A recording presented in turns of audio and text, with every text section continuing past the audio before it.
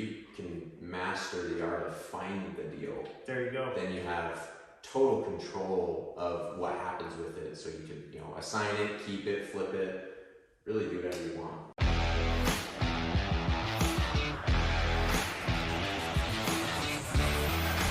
All right, we're back. We're going to interview today Bridger and Ethan Christensen. Don't be confused. They are actually related, but they're not twins. So I got to know Bridger and Ethan, maybe 5 or 6 years ago probably. And so today we're going to talk about, one, I guess them working in a partnership as brothers. We're actually also partners in a deal together. And then spend the bulk of our time on covering, 5 core principles of wholesaling.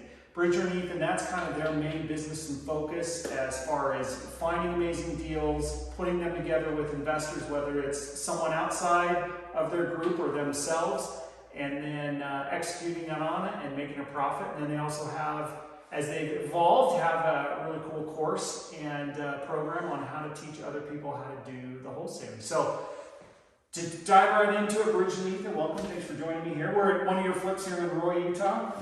No, thanks for having us. This has been great. I appreciate it. Been looking forward to it. So just real quick, for the benefit of people that don't know you, give a quick little introduction of your quick history and partnership and how it's all come together and where it started from and where it is now. Yeah, we so Bridger Christensen, like you mentioned, Ethan Christensen, brothers. We've been doing this for full time for just over 4 years. We got into it. We grew up around real estate. Our father's an appraiser. We have aunts and uncles who are all in real estate in general, whether they're realtors, investors, and so we got introduced to wholesaling through a friend and through YouTube, and so we just kind of felt like it was the right move, and we've been doing it ever since, right? Yeah, we jumped in when we first started. There was 4 of us.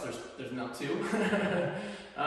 We started it with another brother. Actually, okay. On top of that. So it goes our oldest brother, Bridger, and then me, and then we have a younger one. Our oldest brother he had a great job opportunity, so he went and did that. But it's just been us 2, and it's been a really interesting dynamic to work together as brothers, as family members, and as business partners to just make everything work and go around. But coming up on 4 years now. And you guys also live like across the street from each other. Yeah, throw that in there, Yeah, we do. But that's what's so cool about it is we got his house from our direct-to-seller marketing, and it had been vacant for about 16 years. Yep. And it was a huge rehab. And then my house actually came on the market that you lent on. Yeah. If you remember that. My house came on the market, and it was listed for numbers. I think it was listed like $345. As soon as it came on, Bridger sent me the link. I was like, "You want to come live across the street?" And I was like, "Sure, why not?" So we went over there and met the owners and came in, and they had an offer at asking. I don't know if it was cash or not. I don't think it was. I don't think so. But we came in at $300 cash with Matt lending on it, and they took it, and we went in, remodeled, refinanced, got them paid back, and did the same thing with his. So here we are. Well, this is so cool. So if you're watching this video and you're that person that has been thinking about getting into real estate, you maybe have a W-2 job, you're a little bit scared to death, I would say we've all been there. I remember 19 years ago when I kind of left what was kind of a W-2 job. It really wasn't, because I was a captive sales agent for a home builder, but it kind of felt like one, to kind of like take that leap. Maybe just for a quick minute, go back in time 4 or 5 years ago. What were you guys going through feelings-wise of like, kind of just, okay, we're gonna jump on this, we're going for it? Yeah. At the time, 4 years ago, I had a little landscaping business that I did with a buddy, and that's kind of where we started seeing. We were working with one of the bigger flippers here in Utah, and so that's when we figured out what wholesaling was, because they had a property one day and then they didn't the other day, and so looked it up, and we were just kind of getting sick of mowing lawns, trimming trees. So you guys did that together as well? Yeah. Back then. Okay. Yeah. Yep. And at that point we were just like, let's try it on the side while we're still doing the landscaping, and we got our first deal, and we were just like, all right, this is it. Like, this is the last year of doing landscaping, and we're going all in. And we literally went all in. I don't know if I would totally advise doing this, but we stopped. We had no income, and we just said we're going for it. And it took us about, I think, like a month and a half to get our first deal. Made 16 grand on it, and it's been, you know, really good to build off of that. But up front, it was like no income, so we were really all in. Like there was like, we gotta get a deal or not survive. You know, that is such a common story, because I think it's really hard to do two things at once. It is. You know, it's really hard. Well, I shouldn't say that. Some people I've noticed are really great about maintaining their W-2 job or whatever that is, and then just doing real estate on the side. Mhm. You know, and I think that can be easy. But I kind of felt a similar boat. Like I was like, nope, I'm quitting this. I'm going all in.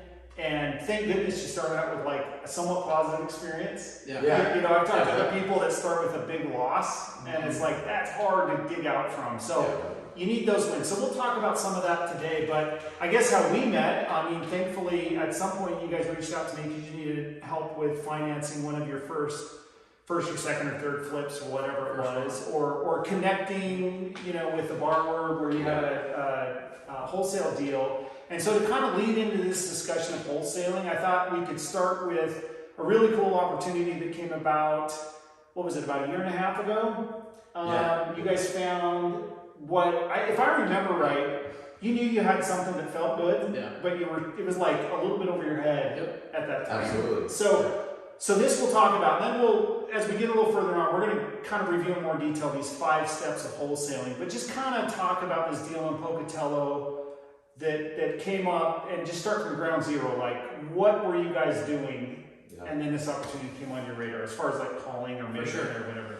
For sure. So funny enough, and we will get into this, but when you pull lists for your direct to seller marketing, there's a variety of different ones that you can do. I think I had just pulled a vacant home list, and I don't know how this big, massive commercial property, or it was either a vacant home list or just a vacant list. But this big 40,000 square foot office building was on there, and I remember when the lead came through, I was a little intimidated. We had never done a deal that big before. We obviously knew we wanted to get into, you know, starting to hold some of the properties that we find, because that's when they're really good deals. And in full transparency, I was gonna say, did not call. We didn't call. The big mistake, and it was, I don't know what it was, just psyching ourselves out. It's so silly to look back and think like why we weren't just right on that lead as soon as it came in. Funny enough, about 3 weeks later, we got the same lead from our cold caller again. And immediately he's like, this is a sign, there's no way, we've got to do it. So I picked up the phone and called him, and it was just this older gentleman who had some other multifamily units and stuff throughout his investment career. This was the last big property that he owned. His family lived out in South Carolina, I believe, and just wanted to sell it so that they could go out there and buy a home. And so that's how we had initially kind of found this one, and just began engaging in conversation. And he, you know, was like, man, I'd sell tomorrow. I'm just totally ready to go. He put roughly $200,000 into renovating it throughout his 7-year ownership, and scheduled a time to go up and look at it. So, it was I don't know, it just felt right, you know, getting it the second time, getting the lead. So we're just like, you know, we went up there, and he already had a price in mind, and, you know, kind of like you alluded, this is way out of, at the time, it was way out of our wheelhouse. You know, we didn't have any previous, you know, interactions with, you know, anything commercial real estate. And I remember giving you a call. Well, I'm getting my timeline mixed up. It was only about a year ago. Yeah. Correct. That you guys found this deal. Yeah. So we're in June of 2023. This was probably about June or July of 2022. Correct. Yeah. Okay. Yeah. So not a year and a half ago. About a year ago.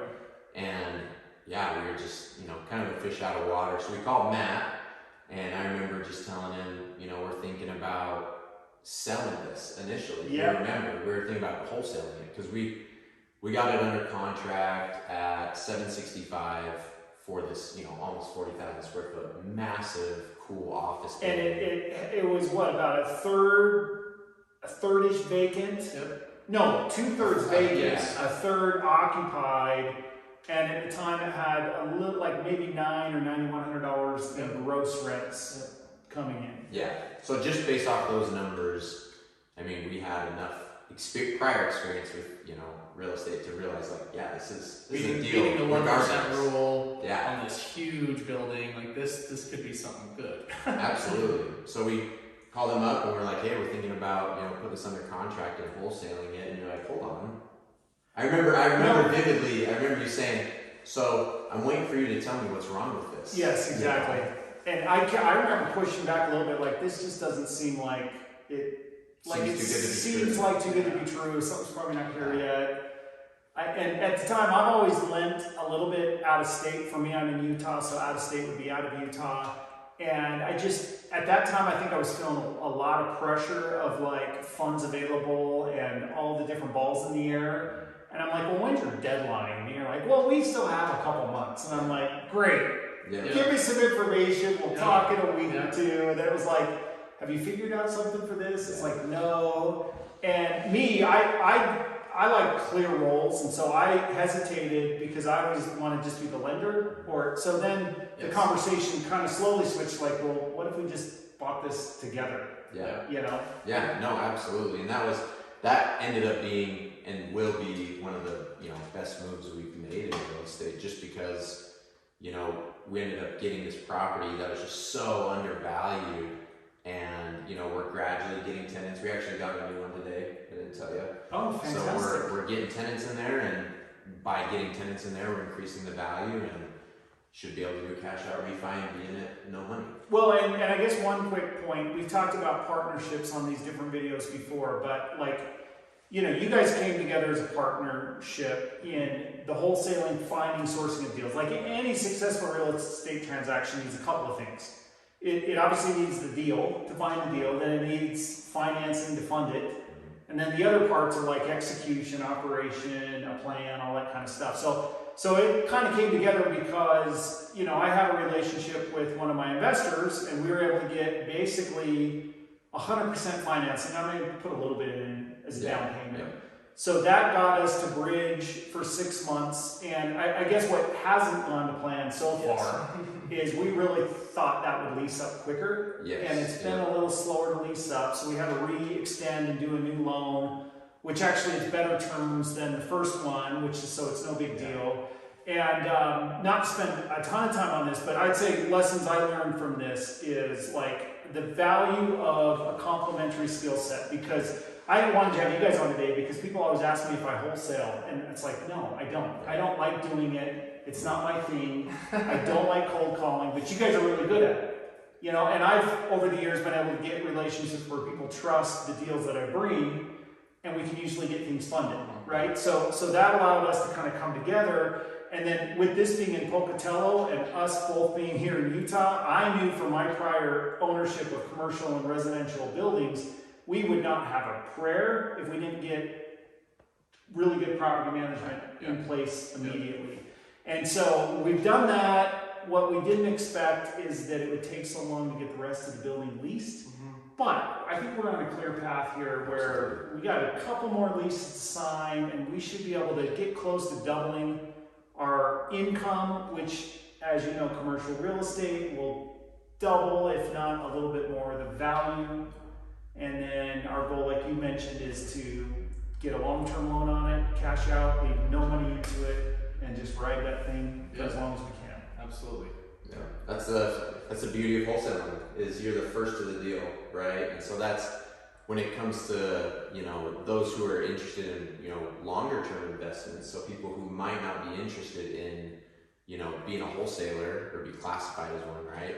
Is if you can master the art of finding the deal, there you go. Then you have total control of what happens with it. So you can assign it, keep it, flip it, really do whatever you want. So well, perfect transition, because wholesaling, and you nailed it. What is it the saying? He who has the deal, there's a couple of sayings with that. If you find the right deal, the money will always come. You have the deal, you have control of it, you can dictate where it goes and how it goes. And the other thing I've seen over the years, the closer you can get to the seller, the better chance of either control of the deal or the terms of the deal itself you will have. Mm-hmm. And so I think what we're going to try and capture here in this last little bit of the interview, and there's probably multiple steps of wholesaling, but we're going to kind of talk about these 5, being what is wholesaling, how do you lock up a deal, let's see, what are the 5? You tell me. So what is wholesaling, how to find a deal, or how to know if it's a deal, how to negotiate it with the seller, and then how to dispo it, and how to get paid. There we go. So let's dive into it. Let's start with number 1. So wholesaling, to give you the watered down version, is finding a property and you're putting it under contract at a price, let's call it $100,000, but you know going into it that a flipper, a buy and hold investor, a hedge fund might pay $120 for it. So we go under contract at 100, and our contracts are assignable, meaning we can assign our equitable rights to somebody else. And so then we find an end buyer at 120, and at closing we make the difference, and we never put any money into the property. We didn't use our own funds to buy it because the end buyer does at 120. And at closing we net the difference, the $20,000. So no, that's great. So what would you say is as you've done this enough, what's the main skill that you guys have developed, or what's like the personality trait or something that you need to have as a wholesaler to be successful? And you maybe mentioned it when you're talking about sourcing this Pocatello deal. Yeah. As far as like a good personality trait. Well, I don't know. Like, I guess what I'm saying is like you can't be afraid to talk to people. Absolutely. Right? Like, yeah. I mean, yeah. I think the best wholesalers I've seen, Yep. you just like that dude on the street. You got to go up and strike a conversation up or whatever. I did right? it just yesterday. Yeah, I did actually. Yeah, no, absolutely. You got to be fearless. You have to be likable and be humble going into it. Especially with homeowners, we will oftentimes get deals because they just like us more than the other person. Yeah. And they like us more, they trust us more, and our offer may not even be high enough to where they would want it, but they just think, oh, but Bridger and Ethan, I love them, so I'm going to go with them, simply because they trust us. I know, to get kind of in detail with it, I know a lot of people who maybe, we briefly had an acquisition manager, and the first thing we said is, hey, how's I'm wearing a hat? So don't listen to that here, but we would say, when you go to appointments, don't wear a hat. Look good. Like, just dress like Matt right here is a perfect example. Go to an appointment looking good, looking professional. Don't have your hat on backwards. We got a property under contract up in Logan 2 weeks ago, and while we were meeting with the seller, he had met with a different investor and realtor up there, and he was like, the guy came in with his hat on backwards, and he said, what did he say? He's like, I live by a saying where whichever way your hat's pointed is where you're going in life. So I didn't want to work with that guy. No, I was just like, and that's like obviously just a personal, He's a little older guy, but meaning, I think being presentable, being approachable, and just going in and just genuinely wanting to help is huge. Instead of thinking I can go in, make a quick buck, it's no, how can I go in and save this family from foreclosure? Because the whole reason anyone's talking to you guys is they're usually in some sort of distress or urgent situation. Yeah, absolutely. Either the home's in distress, or their lives are in distress, or there's some sort of urgency related to their home or their... Okay, so before we move on to the next topic, just highlight maybe some of the 5 ways, and then we're going to give some resources to you guys after where you could dive in deeper with Bridger and Ethan to understand in more detail how to execute on these strategies. But what is it, mailing, cold call, like what are some of the top ways to find, to get in front of these sellers? Yeah, I'd say cold calling, that's a big one for us.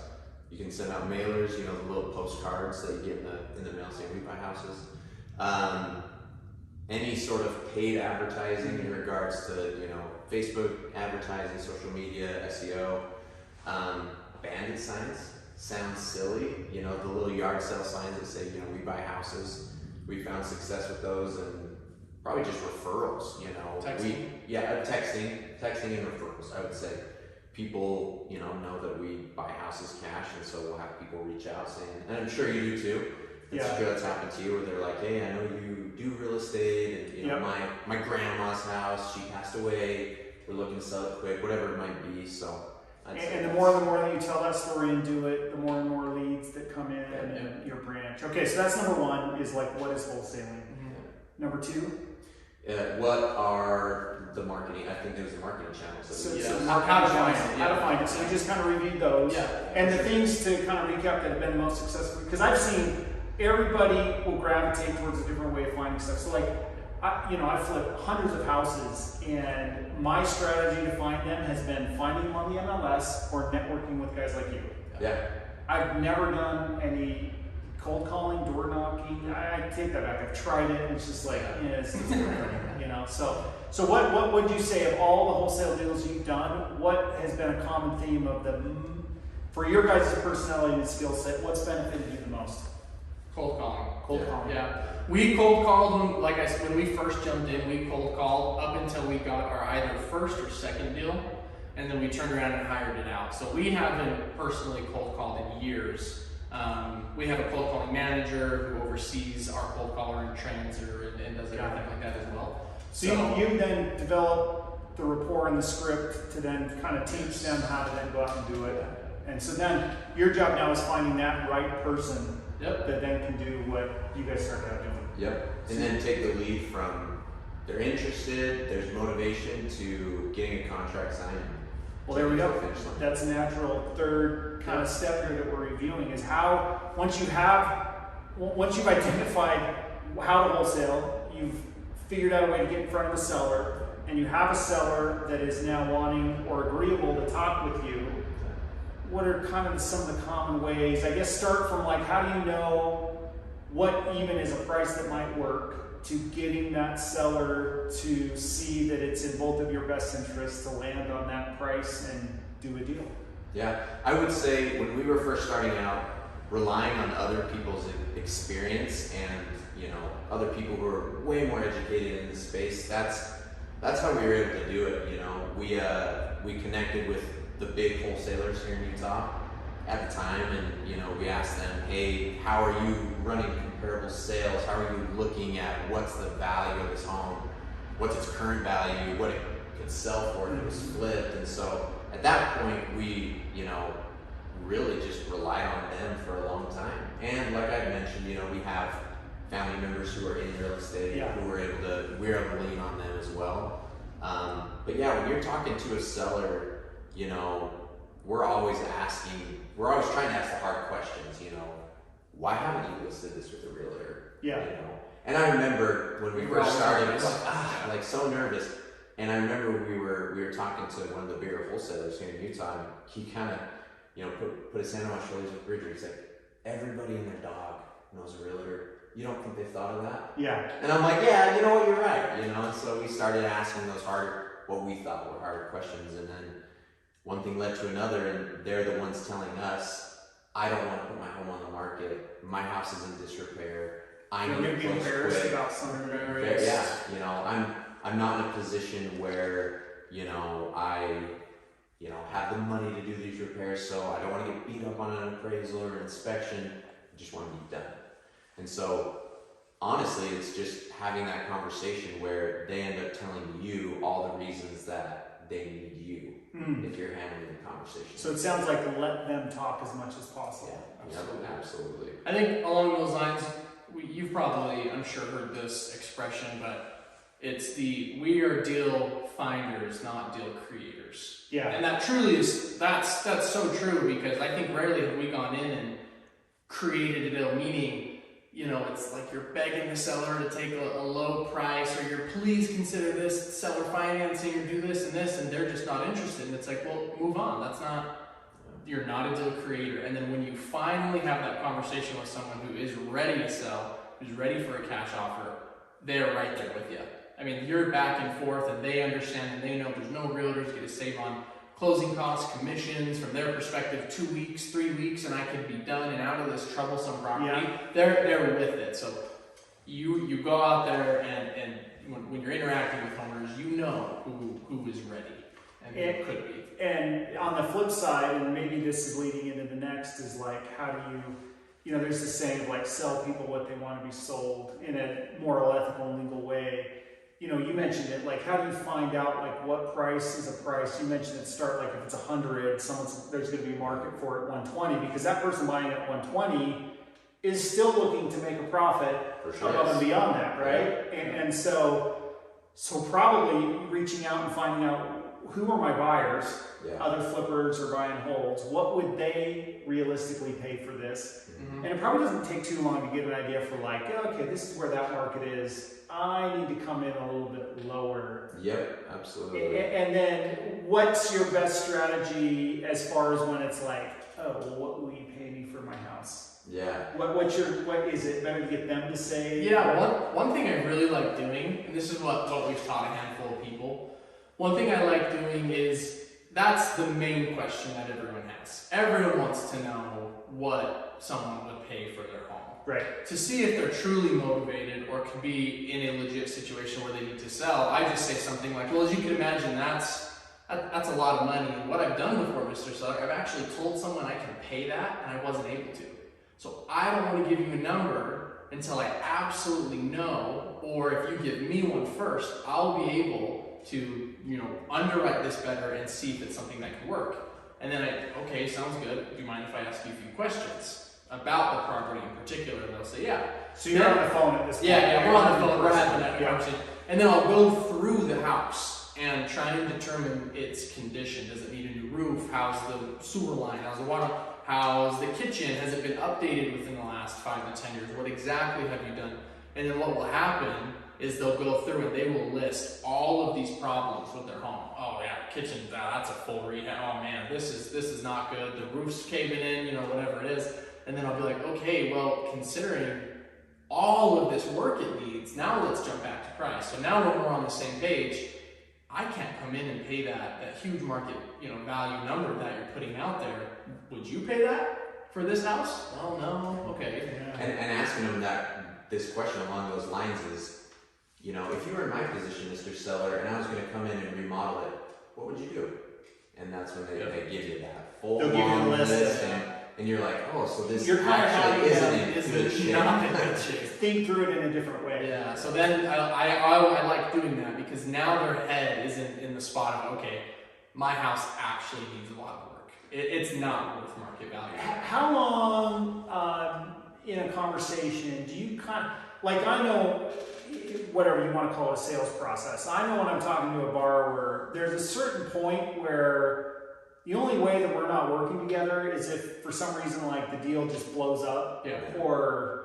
But like they're not getting a loan from someone else other than me. Yeah. You know, like when is it and it probably changes, but when is it in the flow of a conversation with the seller where you pretty much know with or without a signed contract, like, and this is where we're going to go to next about how to lock up the deal, where you're like, there's just a flow, right? Where you know, like, all right, we're working together.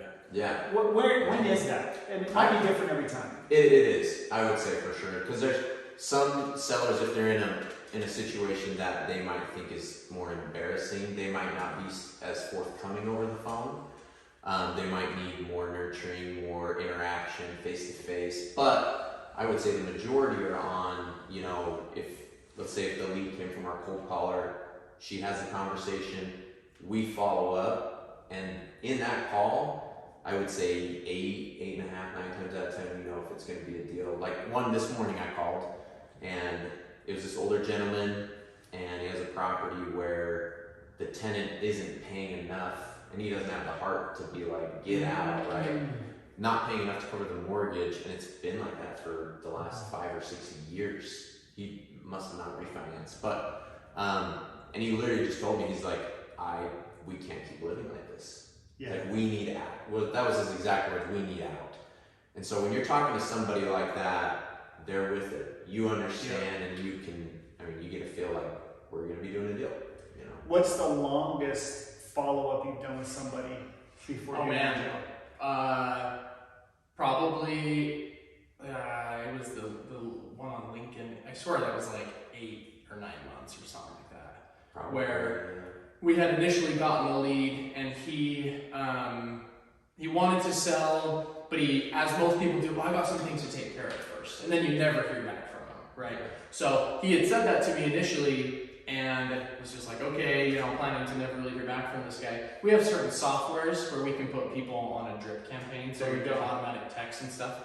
I had put him on for like a 6-month campaign, I believe, and so he was getting some texts, and we'd message back, and we'd kind of go back and forth, and tried to call him multiple times throughout, and he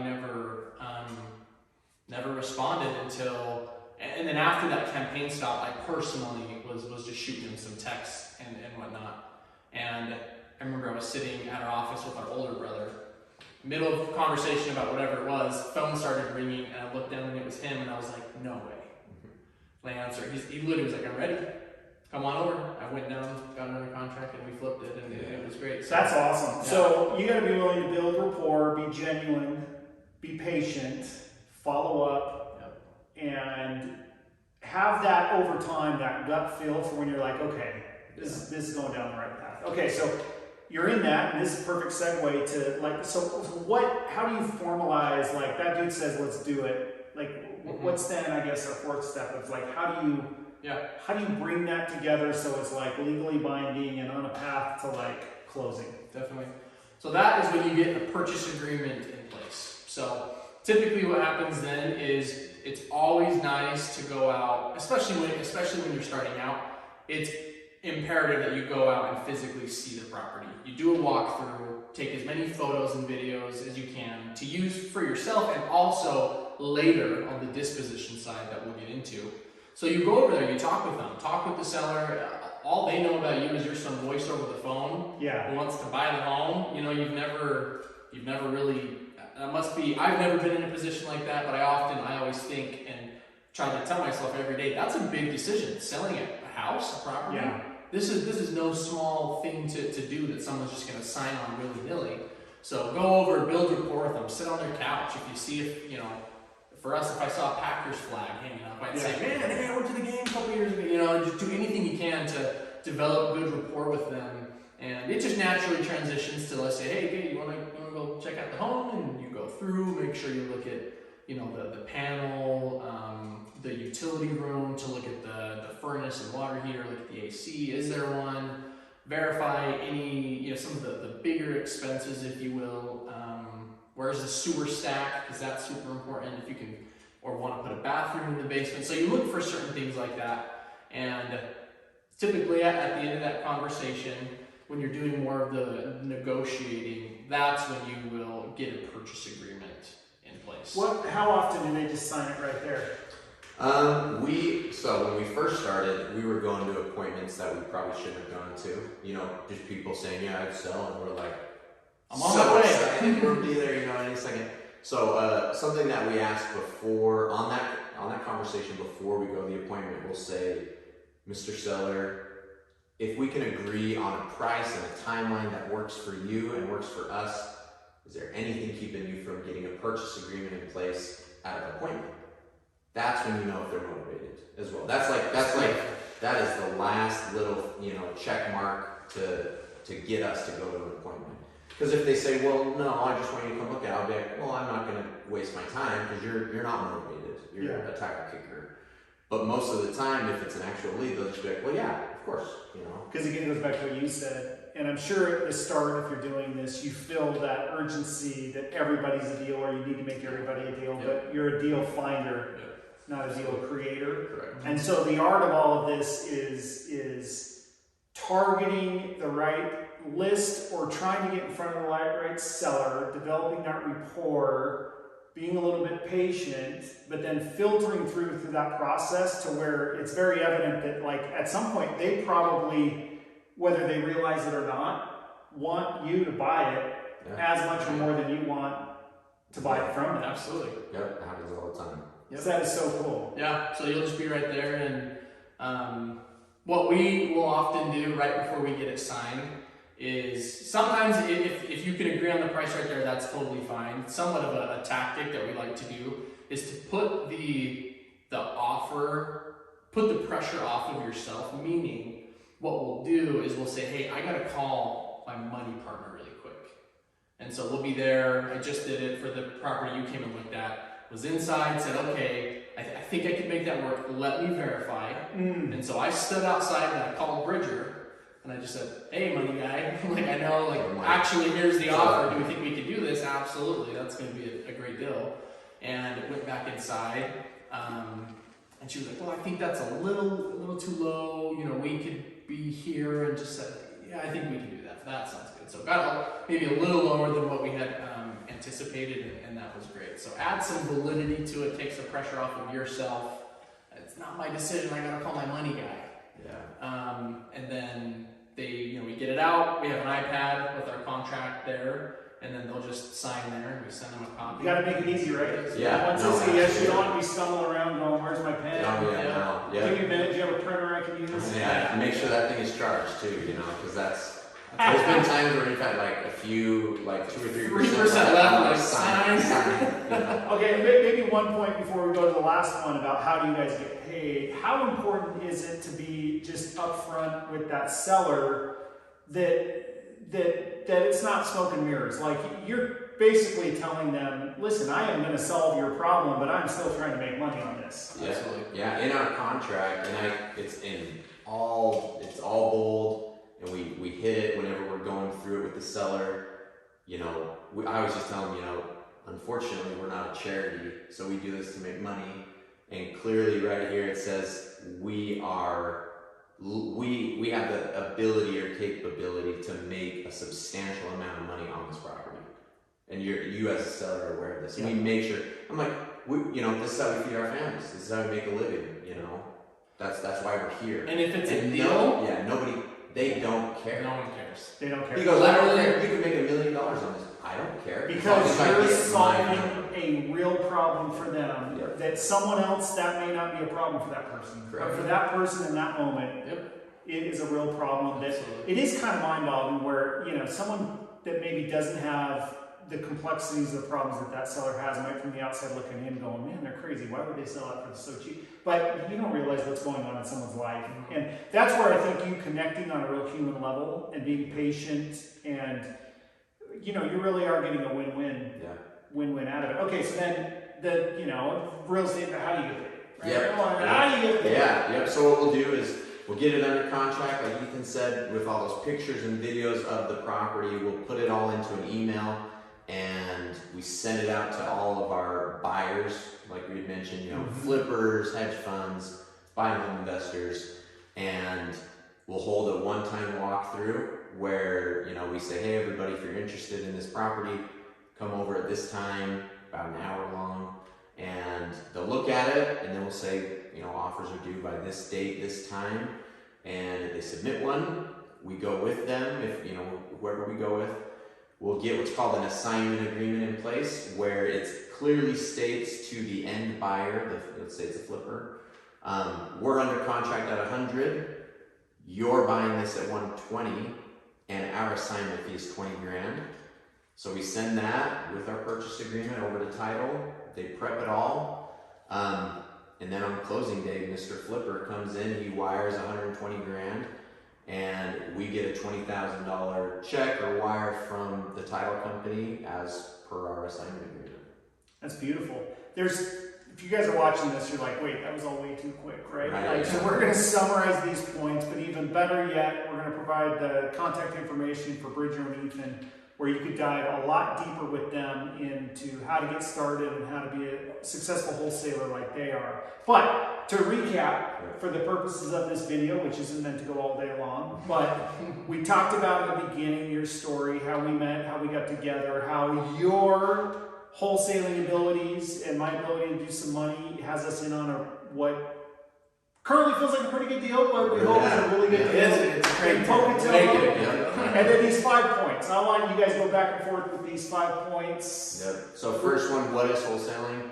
It's finding a property, putting it under contract at a lower price, like the 100, finding an end buyer to pay more for it, and then you making the difference. Simple as that. You're a middleman, which is a wholesaler with any industry. Right? There you go. Yeah. It's just real estate. It can be absolutely really profitable and a good win for the seller. Yeah.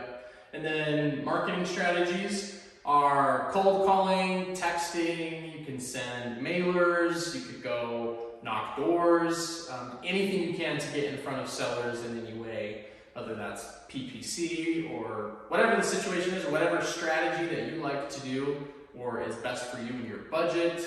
That's the one to go with. And give it, we always say, quick note, give it at least 6 months, because we've done things where it's like, oh, let's try texting and we'll do it for 2 months. And well, with any marketing channel or strategy in any business, you can't just give it a short amount of time. So make sure you're ready to dedicate some time and effort into it, roughly about 6 months before you add a new one or move on to a new one or a different one.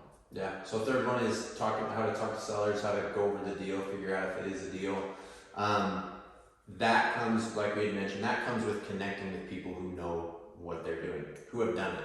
So that was the biggest thing for us, is just, I mean, you can reach out to us or anybody else who's wholesaling. And I would say 95% of people within the real estate space are very, go-giver oriented. Yeah, definitely hearing you talking about. Happy, yeah, right. And we're, happy to answer any questions, as most wholesalers would, those who have done deals, and, we remember what it's like to be a new wholesaler. That wasn't terribly long ago. Yeah. So we're grateful for everybody who has helped us. And there is an abundance where what comes around goes around. The more you help and provide value, I don't think there's any secrets to anything that we're all doing. It's just hustle, effort, consistency, dedication to it, and just trying to keep better every day. And then finding that final buyer, win, and then it's like a really cool ecosystem, because it is kind of an total off-market process where you guys are finding sellers that aren't on the open market. You're sourcing it with buyers that aren't on the market, but then, I mean, it's this cool little thing where that seller's house, goes through you guys, goes to a flipper that gets rehabbed and resold, and a new family's in there. I mean, there's a very human element to it, as well as a profitable venture as well. Absolutely. All right, so people that want to know a little bit more about this, let's highlight you guys really quick. So where, and we'll post them up here on the channel, where can you guys be found? And then just quick about your wholesaling course that you're offering right now. Yeah, we're on Instagram. I would say Instagram and TikTok are the biggest, social media platforms that we're on. We're Brothers Buy Houses. We'll put the handle below. And our course, kind of like what we were talking about earlier before this, is when we first got started, I felt like there wasn't just a affordable way to learn how to wholesale. So we went to YouTube University, and we just dove through all the videos we could find on there, how to learn how to do it. And so we've taken the last 4 years of experience of what we've learned, condensed it into a wholesaling mastery course, and that's what it's called. And anybody who signs up and does that will know exactly from A to Z how to wholesale, what contracts we're using, what marketing we're doing, and how to get your first deal and how to actually scale and grow your wholesaling business.